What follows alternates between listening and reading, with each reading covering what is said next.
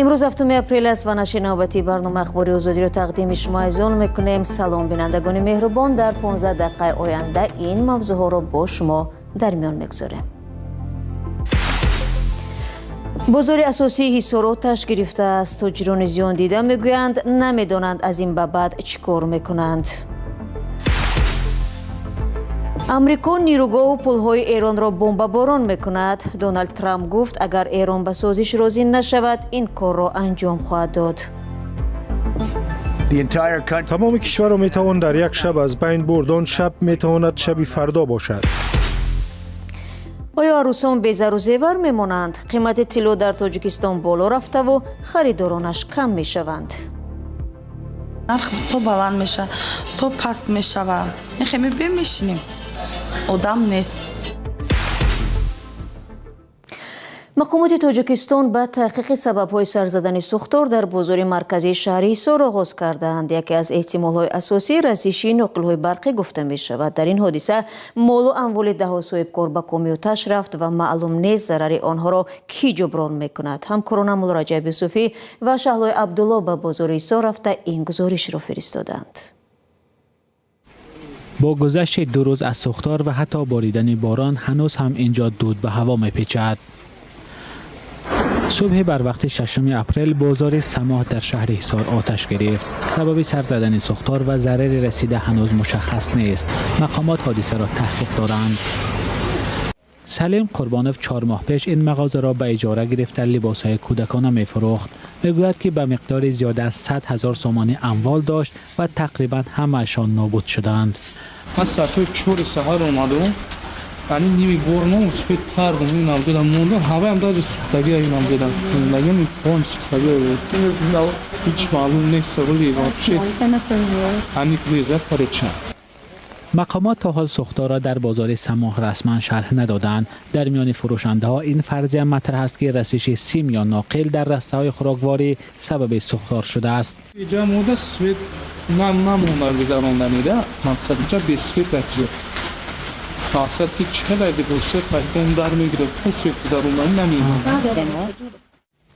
مسئولان بازار سماح که نامش قبلا در یک گزارش تحقیقاتی OCCRP همچون همکاری شرکت‌های نزدیک به منصبداران بلندپایه تاجیکستان معرفی شده بود از صحبت در نزد دوربین خودداری کردند. آنها نگفتند که در این سوختار چند صاحبکار ضرر دید. یک نماینده بازار در صحبت بدون میکروفون گفت با صاحبکاران ملاقات کرده راه‌های دوباره ساختن بازار را مشورت می‌کنند. اکثر صاحبکاران ضرر دیده میگویند که از بانک قرض گرفتند و همزمان مالشان سپرده نشده است. به گفته صاحبکاران در هر یک از این دکان‌ها از 100 تا 400,000 سومانی مال و اموال بود. سلیم قربانوف از میان بارهای مغازه‌اش با امید لباس‌های نسوخته را می‌جوید. شاید این لباس‌ها یک ضرر او را کمتر کنند. پوشم خمیام توش آموده این کپوی چینمو دایجا هم زیستونم برم دامجا هم تویستونم هم باورم همه دادنی همه جا ایسا دادون زیاد رفته گرم و پریمیر را کسی سادنه باشی اینکن ایسا دادون زیاد رفته گرم که نمیتونم چی میشکن نهادم. آتش گرفتن بازارها در تاجیکستان حادثه نو نیست. مقامات در چند حالت گفتند که رعایت نکردن قاعده‌های بی‌خطری سبب این حادثه ها شده است. تاجران آسیب دیده بارها شکایت کردند که هیچ نهاد ضرر رسیده را جبران نکرد و تجارتشان مفلس شد.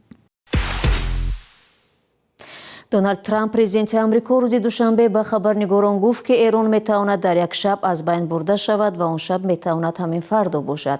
او هشدار داد که اگر تهران تا شام سه‌شنبه به سازش نرسد با حمله های گسترده هوایی روبرو خواهد شد. همکارم مومن احمدی گزارش میدهد. تمام کشور را میتوان در یک شب از بین برد. آن شب میتواند شب فردا باشد. دونالد ترامپ رئیس جمهوری امریکا در کاخ سفید بار دیگر به ایران تهدید کرد که اگر تا شام سه‌شنبه به سازش راضی نشود نیروگاه‌های برقی و پل‌های کشور را بمباران می‌کنند. وقتی خبرنگاران از او پرسیدند که آیا ساعت 8 روز سه‌شنبه مهلت نهایی است، او بله گفت. رئیس جمهوری آمریکا ابراز داشت که ایران برای ختم درگیری‌ها پیشنهاد فرستاده است. آنها پیشنهاد دادند و این یک قدم جدی است. این گام مهم است ولی ناکافی است.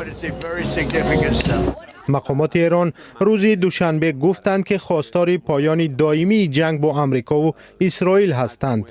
پیت هکست وزیر دفاع یا جنگ آمریکا در نشست خبری گفت روز سه‌شنبه ضربه ها به ایران باز هم سخت‌تر خواهند شد. طبق دستور رئیس جمهور امروز مقیاس حمله ها بی سابقه خواهد بود. فردا بیشتر. ایران باید عاقلانه انتخاب کند زیرا این رئیس جمهوری شوخی نمی کند. منتقدان ترامپ میگویند که حمله به انشاءات غیر نظامی انرژی میتواند جنایت جنگی ارزیابی شود. اما ترامپ گفت جنایت واقعی دستیابی ایران به سلاح هسته‌ای می باشد. دونالد ترامپ همچنین از نجات خلبان آمریکایی که هواپیمای آنها در ایران سقوط کرد صحبت کرد. با گفته او خلبان با وجود زخم‌های عمیق در داخل کوه توانسته است با نیروهای آمریکایی تماس بگیرد و مکان خود را خبر دهد.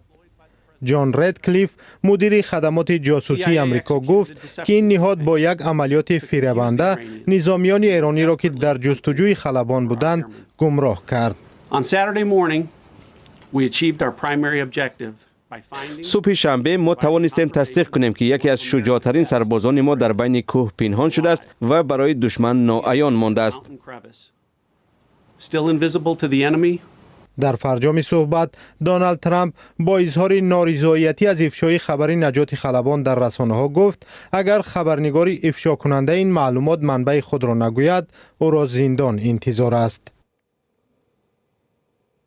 رو میریم به موضوع دیگر. مقامات ترکیه خبر دادند که در نتیجه تیراندازی در نزد کنسولگری اسرائیل در استانبول یک فرد مسلح کشته و 2 افسر پلیس مجروح شدند.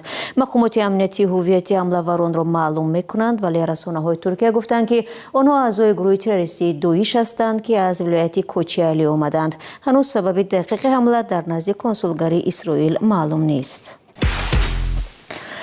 برمیگردیم به تاجیکستان. با آغاز جنگ در ایران و تلاطم در بازارهای جهانی قیمت طلا هم در تاجیکستان بالا رفت و حالا خریداران در زرگری و طلا فروشی ها کمتر شده است. پیامد آن برای اقتصاد کشور چیست و چرا با وجود تولید طلای زیاد در تاجیکستان قیمت این فلزات گرانبها در کشور بسیار بالاست؟ علیشیر ظریفی و شهلای عبدالله این مسئله را تحقیق کردند. دکان‌های کم آدم در یک راسته طلا فروشی در شهر دوشنبه. نادیره عظیمова میگوید از صبح تا بعد از نصف روزه 6 اپریل 1 گرم طلا نفروخت، در حالی که ارزش طلا و نقره در 2 هفته پیش و با سبب نزاع در خاور میانه در جهان پایین رفت، در دکان‌های طلا فروشی تاجیکستان قریب به تغییر مانده است. نادیره گرانی نرخ طلا را یکی از سبب‌های نبودن مشتری دانست. کلینتا حزین نیستن جان، چون که هر روز نرخ تو بلند میشه تو پس میشه و خیلی بمیشنیم. پیش یه میده سودو نست بود، حوزی سودو نیست. آدم نیست. با نقل این همصحبت ما سال پیش 1 گرم طلا در فروشگاه‌های مصنوعات زرگری 700 سومانی حساب میشد. حالا 1150 سومانی است. وی میگوید افزایش نرخ مصنوعات زرگری با کار و زندگی آنها نیز بی تاثیر نماند. برای ما هم ضرر مقصد می میشنیم بیهوده میریم معاش نمیگیریم. مقصد طول کموده هم دوایه. هم خریدار ده هم فروشنده ده. یه روز در مثال هم یک چه سودا میکنیم، بعضی روز سودا هم نمیکنی خیلی هستن. دیگه از مردم زورشون با 10 گرم 15 گرم نمیرسن. خبرگزاری آزیا پلوس با تکیه به معلومات بانک ملی تاجیکستان نوشت که هفته پیش نرخ سبیکه‌های طلا حدود 14% پایین آمده است. با اطلاع منبع اگر در آخر ماه فوریه نرخ یک سبیکه 5 گرمه طلا بیش از 8000 سومانی بود، تا آخر ماه مارس آن تا تقریبا 7000 سومانی رسید. به نظر می رسد آن به ارزش مصنوعات زرگری در دکان‌های طلا فروشی تاجیکستان تاثیر نگذاشته است. برخی سوداگران گفتند آنها بیشتر طلای از خارج از جمله از ترکیه وارد شده را به فروش می‌گذارند و اکثر آنها قبلا و در زمانی که نرخ طلا بلند بود آورده شدند. در فروشگاه تاجیک کریستال تاکید کردند که وابسته به ذوق و خواهش مشتریان از طلای وطنی نیز جواهرات می‌سازند. مردم یعنی مشتریان طلای پروبای 585 و پروبای 750 رو خریدار میکنند و طلای پروبای 585 یعنی که نرخش از 1000 تا 1150 سومون برابر است که ساکنان اومده خریداری مینمایند. нархгузори нархи тилло аз биржаи ҷаҳонӣ муайян карда мешавад. яъне дар биржаи ҷаҳонӣ чӣ гунае ки нархи навод баланд мешавад ё ки паст мешавад, дар тамоми ҷаҳон низ аз ҳамон нигоҳ карда нарху наворро муайян мекунад. дар тоҷикистон ангуштарӣ, гарданбанд ва ё дастбанди тиллоро бештар дар тӯйҳо ва зодрӯзу маросими дигари хурсандӣ тақдим мекунанд. чанд нафар дар душанбе гуфтанд ки нархи тилло дар тоҷикистон як муддати кӯтоҳ поин рафт, вале дигарбора гарон шудааст. як ҷиянмон тӯй шидагӣ буд, ҳамуда харидем комплект, як комплект тилло харидем додем. қиматтар буд, харидем ба ҳар ҳол қиматтар буд. Наранги аввал арзон буд, як се моҳ пеш ҳамро нахаридем, хай буд тӯй дертар шид, харибида харидем. қиматтар буд, харидем. нархи болои тилло дар тоҷикистон дар ҳолест ки кишвар конҳои зиёди маъдан дорад ва аксаран ширкатҳои чинӣ дар он ҷо машғули ҷустуҷӯ ва коркард ҳастанд.